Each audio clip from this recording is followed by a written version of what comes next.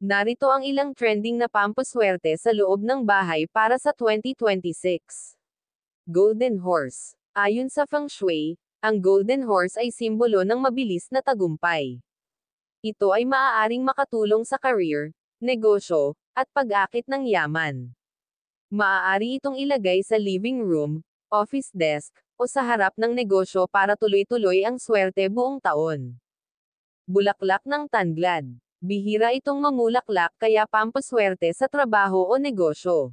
Sinasabing nagbibigay ito ng magaan na pagpasok ng blessings. Ilagay ito sa pouch na pula at isabit sa main door ng negosyo o dalhin sa wallet o bag kung nagtatrabaho. Lucky Fortune Cat. Simbolo ng swerte at kasaganaan. Nakakatulong din para iwas sa negative energy. Pwedeng i-display sa bahay para maka-attract ng swerte o idikit sa wallet o gadget. Feng Shui. Ang Feng Shui ay ang pagbalanse ng mga bagay sa iyong paligid para makatulong sa positive energy.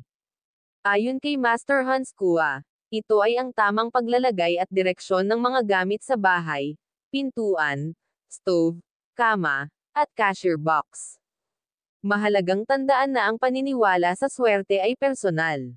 Kung naniniwala ka na ang mga bagay na ito ay makakatulong, walang mawawala kung susubukan mo.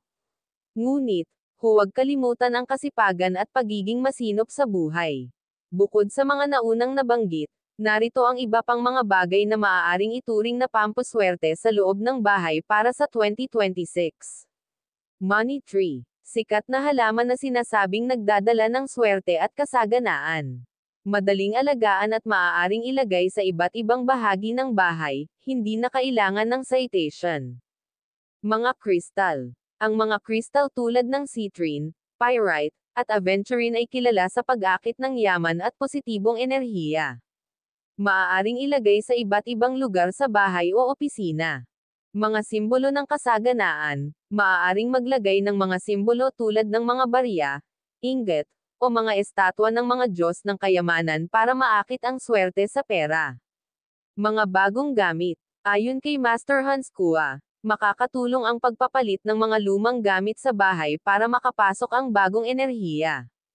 Maaaring magpalit ng punda, bedsheet, kurtina, o bumili ng bagong unan.